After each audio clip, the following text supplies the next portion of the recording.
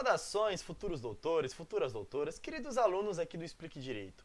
Estamos de volta aí na nossa quinta aula da parte introdutória do nosso curso de recursos. Nessa aula nós iremos aprender sobre o princípio da voluntariedade, tudo bem? Então vem aqui comigo, já vamos iniciar. Olha só, princípio da voluntariedade. A voluntariedade está relacionada com a vontade de recorrer, tá? Então, é um princípio que trata dessa vontade de recorrer. E aqui dentro a gente vai aprender como é que a parte faz para expressar essa vontade que ela tem ou não de interpor o seu recurso, tá? Isso é uma dúvida importante, porque alguns podem pensar, mas como que a parte faz para falar para o juiz que quer recorrer? Como que a parte faz para dizer para o juiz que ela quer renunciar do seu direito de recurso? Isso aí são dúvidas que também podem ser cobradas em prova. Então vamos lá. Quando a parte diz que quer recorrer, né? Quando há vontade de interpor um recurso, como é que a parte faz para demonstrar isso para o juiz? Será se é falando para o juiz? Vamos ver. Juiz, eu quero recorrer. Qual a resposta do juiz? Se você quiser recorrer, então interponha ou oponha o recurso. Me falar não vai adiantar nada. Então aqui de cara você já percebeu que falar para o juiz que você tem a intenção de interpor o recurso não adianta. Você deve se expor de outra maneira, né? Você deve demonstrar de outra maneira. E qual é a maneira correta de você expressar a sua vontade de recorrer? É o quê? É através de uma peça escrita, que deve ser interposta lá no Poder Judiciário, conforme eu já te ensinei. Pois bem, essa peça escrita, ela tem um nome, e o nome dela é peça de interposição,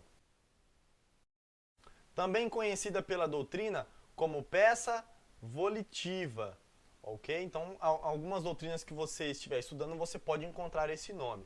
Eu, em particular, eu gosto muito de utilizar a nomenclatura peça volitiva. Ok? Mas fica à vontade. No dia que você estiver fazendo aula de prática jurídica, ou se já estiver fazendo, você vai já conseguir assimilar melhor sobre essa peça de interposição. Então é através da peça de interposição que você irá expressar para o juiz se você tem ou não a vontade de recorrer. Tudo bem? Então, o modo de demonstrar para o juiz a sua vontade ou não de recorrer é através de uma peça escrita, tudo bem? Chamada de peça de interposição. Cabe ressaltar que nós temos uma exceção, então olha só, observação, que é a nossa exceção, tudo bem? Que é acerca dos embargos de declaração do artigo 49 da Lei 9.099 de 95, ok? Esses embargos de declaração da Lei 9.099 de 95, eles podem ser opostos através do quê? Através da fala, através da oralidade. Então você pode muito bem lá na audiência judicial falar para o juiz que você tem a intenção de opor os embargos. E aí o próprio escrevente irá reduzir a termo e aí o juiz posteriormente irá fazer a decisão aí desses embargos. Então essa seria uma exceção da nossa regra aqui, que deve haver a peça escrita. Mas somente esta exceção que existe no ordenamento jurídico, tudo bem? Os demais recursos todos escritos. Continuando aí, como é que a parte faz para demonstrar quando ela não tem vontade de recorrer? Pode surgir uma dúvida aqui, porque a gente tem o fenômeno da preclusão temporal que você já aprendeu comigo. O que é a preclusão temporal? A preclusão temporal é um fenômeno que ocorre no momento em que a parte deixa de interpor o seu recurso no lapso temporal previsto em lei. Nós sabemos que os demais recursos são 15 dias, com exceção dos embargos de declaração, que são 5 dias. Então você tem aí o lapso temporal. Passado o lapso temporal, sem você interpor o recurso, haverá o fenômeno da preclusão temporal. E o fenômeno da preclusão temporal, ele não pode ser confundido com o princípio da voluntariedade, tá? Não é porque a parte não se manifestou no lapso temporal de 15 dias, que ela não tinha intenção de interpor um recurso. Ok? Pode ser que tenha acontecido N motivos. Talvez a parte não tivesse dinheiro para bancar o recurso. Talvez o advogado da parte que não recorreu acabou perdendo o prazo. Talvez a parte acabou aí, de alguma forma, tendo dificuldade ou não tendo acesso ao processo no momento exato e aí acabou tomando prejuízo. Então a preclusão temporal, ela não pode ser confundida com o princípio da voluntariedade, tá? Então, não se confunde com a exposição, né, com a expressão ali perante o Poder Judiciário da vontade, ok? Então, aprenda isso. Se cair na sua prova, preclusão temporal faz parte do princípio da voluntariedade? Preclusão temporal é um meio da parte demonstrar que ela não quer recorrer, que ela renunciou do recurso? A resposta deve ser não, porque a preclusão temporal é um fenômeno que ocorre quando a parte está diante aí do decurso do tempo previsto em lei para interpor o recurso. Tudo bem? Então aqui a gente não tem nada a ver com o princípio da voluntariedade. Agora, continuando, quando a parte não quer recorrer, ela deve, conforme você já aprendeu, apresentar aqui no próprio Poder Judiciário, né, que proferiu a decisão, a sua peça chamada peça de renúncia, tá? Então é uma peça simples, escrita, tá?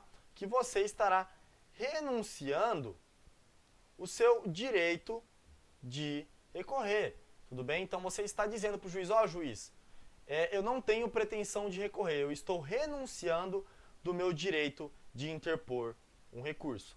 Talvez surja uma dúvida, professor, mas por que a parte faria isso, né? Não faz sentido, se já tem um prazo, por que ela não deixa o tempo passar e aí haverá a preclusão temporal e de sair já, após isso, o trânsito em julgado? Essa possibilidade de renunciar do direito de recurso, ela existe justamente para que nós, profissionais do direito, tá? Ou seja, as partes também no processo, possa conseguir um trânsito em julgado da decisão judicial muito mais rápido do que se ficar esperando o decurso do tempo. Então pensa o seguinte, ó, vou te dar um exemplo bem legal. Imagina aqui que a autora, né, ó, a autora tenha entrado com uma ação pedindo, a título de exemplo mais uma vez, 100 mil reais, tá? Então ela está pedindo aí 100 mil reais. Pois bem, o juiz julga parcialmente procedente a ação e condena o réu a pagar 80 mil reais. Então perceba que o réu sofreu prejuízo e a autora também sofreu prejuízo. Tá? Ambos são passíveis aí de prejuízo. Os advogados da autora chegam nela e falam, ó, é o seguinte, você ganhou apenas 80 mil reais, ok? Mas nós temos a possibilidade de recorrer para conquistar os outros 20 mil reais. Mas a autora fala, não, eu estou satisfeita, para mim 80 mil reais já resolve o meu problema, eu por mim estou bem tranquilo agora, estou sossegado. O que eu mais queria era ver o réu ser condenado a pagar aí pelo menos a metade desse dinheiro. Ele já está pagando até muito, está pagando 80 mil. Então ela concordou com a decisão, ok? Então se ela concordou, o advogado pode muito bem, através da sua peça de renúncia do poder de recorrer, apresentar essa peça, né, renunciando desse direito da cliente dele. E ao renunciar desse direito, o juiz, em tomando ciência dessa renúncia, o que o juiz vai fazer?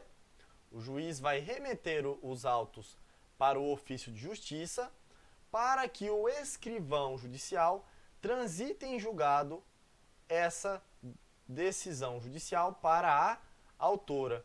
E aí, em seguida, pode ser que o nosso réu aqui também, tá? Tem a mesma intenção de não querer recorrer. Então ele está satisfeito, ele fala, não, eu vou pagar os 80 mil, eu sei que eu estou errado, ainda bem que o juiz não condenou assim, então eu vou pagar, eu estou ciente de que eu preciso ressarcir esse dano que eu causei. E aí o advogado aqui do réu poderá também, da mesma forma, apresentar a peça de renúncia. Se ambos os advogados apresentou a peça de renúncia, então o juiz também vai pedir para o escrivão, que tem a fé pública, transitar em julgado para o réu. Transitou em julgado para ambas as partes, o que vai acontecer com a decisão judicial? Ela se tornará definitiva, tudo bem? Ou seja, ela irá transitar em julgado para ambas as partes. Se transitou em julgado para as duas partes, o que é que as partes poderão fazer? Ingressar com o cumprimento de sentença e a autora poderá receber já os R$ 80.000, ok? Então perceba a importância desse fenômeno de renúncia do direito de recorrer, tá? Então vocês podem muito bem aí, na prática, se utilizar dessa modalidade dentro do processo, tudo bem? Então olha só, outra observação que eu tenho que passar para você é a seguinte, é acerca da aquiescência, tá? Você talvez ainda não saiba o que é a aquiescência, mas a aquiescência, ela é quando a parte que sofreu uma obrigação judicial de cumprir algo dentro de um processo, ela vai lá e já cumpre de imediato. Esse é o fenômeno da aquiescência. Então aqui no nosso exemplo, o juiz condena o réu a pagar os R$ 80.000, tá? Então vamos lá, só para você entender melhor aqui o exemplo. Vou até apagar aqui o exemplo anterior para não te confundir, tá? Então a gente não tem peça aqui de renúncia, ok? O juiz condenou o réu a pagar R$ 80.000 e o réu foi lá e de livre e espontânea vontade chegou lá na casa da autora e falou, olha só, autora, conforme a sentença judicial, tô aqui já para entregar o dinheiro para você. Ele vai lá, leva toda a grana em espécie, imagina uns boletão assim de nota de 10 mil, entrega na mão da autora e fala, ó, assina aqui o recibo que você recebeu e pronto, não quero mais saber de confusão, me perdoa e a minha dívida agora com você está paga. Então esse é o fenômeno da aquiescência. O que é a aquiescência? Quando a parte ela já cumpre a decisão judicial por livre e espontânea vontade. Ela vai lá, lê a sentença e fala, não, eu vou lá cumprir, sem esperar lapso temporal de recurso, sem nada disso. Então a aquiescência, ela é uma forma também de voluntariedade, ela também demonstra a vontade da parte que não quer interpor o recurso, ok? Porque a aquiescência, ela é um fenômeno, conforme a doutrina, de demonstração da não vontade de recorrer, porque se você cumpriu a decisão judicial é porque você concorda com a decisão judicial. Se você concorda, você não tem pretensão de reformar essa decisão ou de anular essa decisão. Beleza? Então é isso que você tem que aprender acerca do princípio da voluntariedade nos aspectos de demonstrar a vontade de recorrer ou de demonstrar a sua não vontade de recorrer. Belezinha? Então a gente vai tratar aí agora da remessa necessária, tá? Vamos aprender o que é remessa necessária para você depois não ter dúvida. Relaxa que é muito facinho a remessa necessária. O que é a remessa necessária? A remessa necessária, ela é um fenômeno processual que ocorre quando o juiz, independente da interposição de recurso das partes, ele precisa remeter os autos do processo para o órgão hierarquicamente superior para uma reanálise. Ele faz isso de ofício, independente se as partes interpõem ou não recurso, tudo bem? Então por isso a gente fala remessa necessária, porque necessariamente o juiz deve remeter esses autos para o órgão adquém, o órgão superior, para uma reanálise. Vamos ler aqui o artigo que traz o conceito de remessa necessária. Artigo 496. Está sujeita ao duplo grau de jurisdição, não produzindo efeito senão depois de confirmada pelo tribunal, a sentença. Então perceba, a sentença, enquanto o tribunal não confirmar, ela não produz efeito. Então perceba, é muito importante essa remessa necessária, porque enquanto os desembargadores lá em cima não analisar se o juiz cometeu algum erro, se o juiz de fato julgou corretamente aquela causa, não haverá aí o efeito da sentença, não poderá ingressar com cumprimento de sentença. Então vamos começar a ler aqui as regras que estão dispostas nos incisos. Olha só, inciso 1º.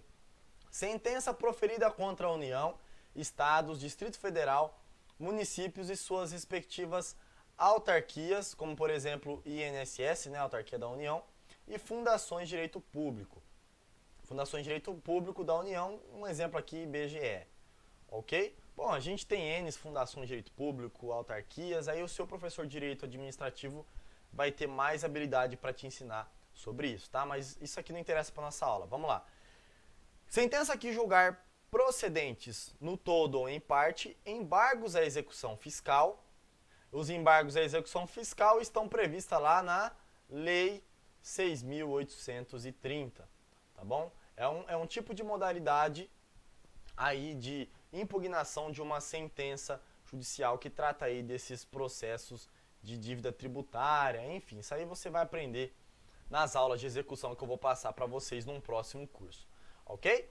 Parágrafo 1º, nos casos previstos nesse artigo, não interposta a apelação no prazo legal, o juiz ordenará a remessa dos autos ao tribunal. Então perceba, o juiz já deixa uma ordem prévia de que se as partes não interpor recurso, o recurso vai subir de qualquer forma para essa reanálise do tribunal hierarquicamente superior, ok? E se não fizer, o presidente do respectivo tribunal avocá-los, ou seja, o presidente vai falar, ô juiz, manda pra cá, por que você está enrolando aí? Você tem que mandar, filho, manda aqui que a gente tem que reanalisar a sua sentença, a sua decisão, tá bom?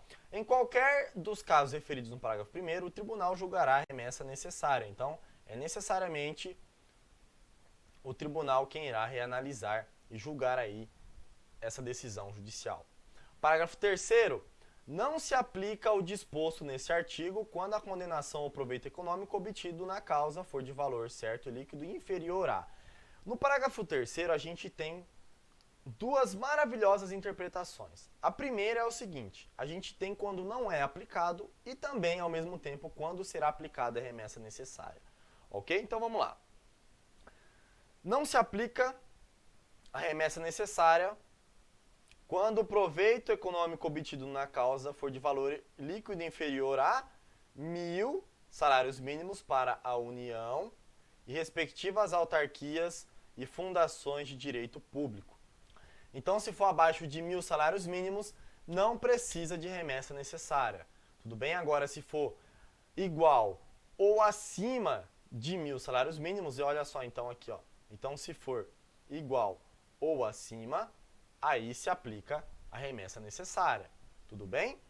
Se for abaixo de 500 salários mínimos, o proveito econômico obtido na causa contra os estados, Distrito Federal e as respectivas autarquias e fundações de direito público e os municípios que constituam capitais de estados. Municípios que constituam capitais de estados, a gente pode colocar aí como exemplo São Paulo, né? São Paulo, ao mesmo tempo que ele é uma cidade, ele também é uma capital. Tá? Então, a cidade de São Paulo, se sofrer aí uma condenação de valor líquido e certo inferior a 500 salários mínimos, não será aplicado a remessa necessária. Mas se for de valor igual ou superior, aí se aplica a remessa necessária, tá? Não tem nem o que se discutir. Inferior a 100 salários mínimos para todos os demais municípios e respectivas autarquias e fundações de direito público, tá? Então, se for abaixo, não se aplica a remessa necessária. Se for igual ou superior, a gente terá aí o fenômeno da remessa necessária, ok? Então, só para a gente colocar aqui a título de exemplo, uma ilustração, imagine que aqui o juiz profira uma sentença, tá? Uma decisão judicial, condenando aí a União a pagar R$ 1.097.250 para o autor.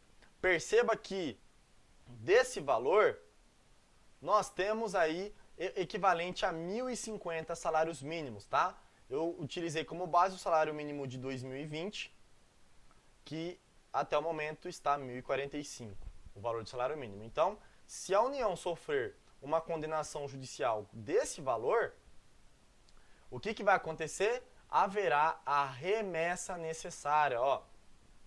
E aqui a gente tem uma observação importante, que independente se as partes demonstrar a sua renúncia do direito de recorrer, então, juiz, não quero recorrer, estou renunciando, tá? Então, o autor vai lá e demonstra através da sua peça de interposição que ele não pretende recorrer. A União, através aí da Advocacia Geral da União, né, da Procuradoria da Fazenda Nacional, dos advogados que representam a União, vai lá também e fala para o juiz, a União não quer recorrer. Independente disso, dinheiro da União é dinheiro da sociedade, é dinheiro do povo. Então, deve haver sim a reanálise. Olha só o que o juiz vai responder. tudo bem, mas de qualquer forma, a lei me obriga. Remetam-se os autos ao Tribunal Regional Federal, conforme artigo 496, parágrafo 3º, inciso 1 do Código de Processo Civil. Então, deverá remeter o processo para o Tribunal Regional Federal, tá? Então, aqui mais uma informação importante, os autos será remetido aqui nesse caso, quando é contra a União, para o Tribunal Regional Federal. Beleza? Agora nós temos aí mais alguns parágrafos para a gente finalizar aqui a nossa leitura, que eu acho que é importante, né, a gente finalizar aqui a leitura completa. Ó, parágrafo 4º. Também não se aplica o disposto nesse artigo quando a sentença estiver fundada em súmula do Tribunal Superior, tá? Então, se o próprio Tribunal Superior já sumulou a questão sobre essa condenação da União, então para que vai haver remessa necessária, né? Se o próprio tribunal já vinculou os órgãos inferiores a julgar daquela forma, então já é uma regra pré-estabelecida. Inciso 2. Quando a sentença estiver fundada em acórdão proferido pelo STF e pelo STJ em julgamento de recursos repetitivos. Recursos repetitivos é quando a gente tem vários e vários recursos com a mesma questão. Então, o STJ e o STF já vai lá e define o que será aplicado para aquela determinada causa. Então, vincula todos os órgãos inferiores a julgar da mesma forma. Então, se já tem esse precedente, né, essa súmula, ou seja, esse acórdão de referência como precedente, então não tem o porquê ficar aí remetendo os autos para reanálise. Inciso 3. Quando a sentença estiver fundada em entendimento firmado em incidente de resolução de demandas repetitivas ou de assunção de competência. Inciso 4. Entendimento coincidente com orientação vinculante firmada no âmbito administrativo do próprio ente público, consolidada em manifestação, parecer ou súmula administrativa. Então, se o próprio ente público já tem um parecer, uma súmula administrativa que, de fato, o juiz deve, nesses determinados casos, condenar dessa forma o próprio ente público, então não tem o porquê também haver essa remessa necessária, tá bom?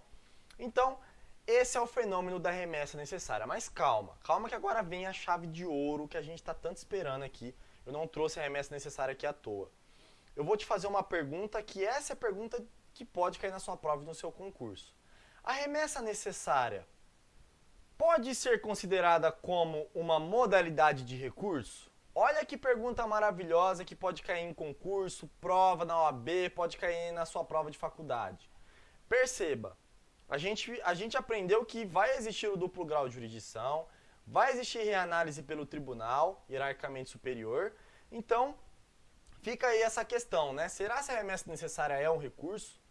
E a resposta para essa pergunta é não. Não é considerada como recurso, tá? Eu não trouxe a remessa necessária dentro do princípio da voluntariedade à toa, tá? Não é considerada como recurso. Agora, para fundamentar de forma bem bonitinha, né, aí no seu material, para você aprender de verdade, a gente vai colocar o porquê que ela não é considerada como recurso. Porque ela viola o princípio da voluntariedade e o princípio da taxatividade que você já aprendeu comigo. Então não é considerada como recurso, pois, então vamos colocar uma vírgula aqui, ó, pois viola o princípio da voluntariedade e da taxatividade. Beleza?